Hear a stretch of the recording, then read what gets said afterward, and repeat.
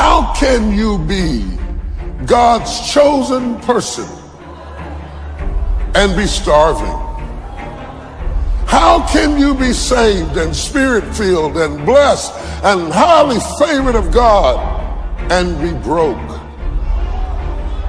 How is it possible that you could serve the Lord and be going through a divorce?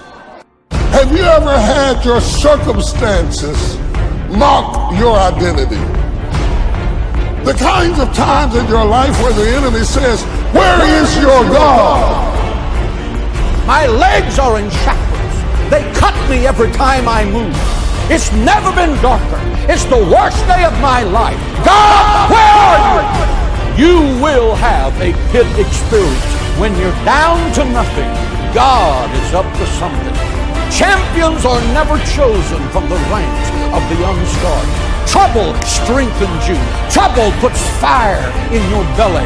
Trouble tests your fortitude factor. Trouble turns your spaghetti spine into steel. Trouble reminds you that you are mortal and that you need the help of God to survive. Trouble lets you know that your strength is not enough. Trouble forces you to call upon the name of the Lord. Call upon me and I will answer thee and show you great and mighty things you know not. Hallelujah to the Lamb of God. Every area we abandon is territory the enemy takes. And my Bible says, neither give place to the devil. That word place is territory. You begin the battle on your knees and you face the battle from a stance of victory. We are not fighting for victory. We are fighting from victory. The thing that you are up against right now is not about you. It belongs to God. That doesn't mean that you don't have to show up for the fight. You're not using God to get your victory. God is using you to get his victory. And as soon as you get that straight, you can get down to business. I'm telling you, the thing that is fighting you is fighting him. And you're not using him. God is using you. Before you go against Jericho, Joshua, you must have an encounter with me. That you spend some time in the presence of God, being directed and motivated and filled and charged with the mind of God, how to get the victory on tomorrow. The power of knowing God's will. There is nothing like the favor of God.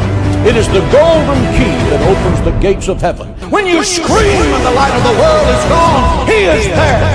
When you feel totally forgotten, you will hear that still small voice whisper, I will never leave you nor forsake you, even to the ends of the earth. You can find Jesus in the valley as well as the mountaintop.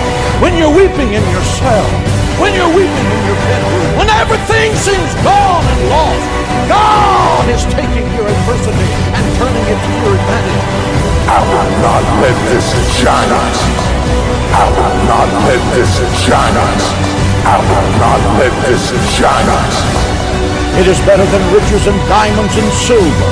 It is the most fabulous thing that a person can have. Your mansion is getting ready. When you're in the pit, remember, the palace is the next stop, and you're on the way with God's help. God has enough patience to handle what happened in the last 6 weeks of your life, or the last year of your life, or the last 5 years or 10 years of your life, or your whole life. If you're wondering whether or not God can use you after where you've been and what you've done and the decision you've made, listen to me. If he can handle the past few millennia, making sure y'all would be in relationship with each other, I'm telling you, he has got your lifetime covered.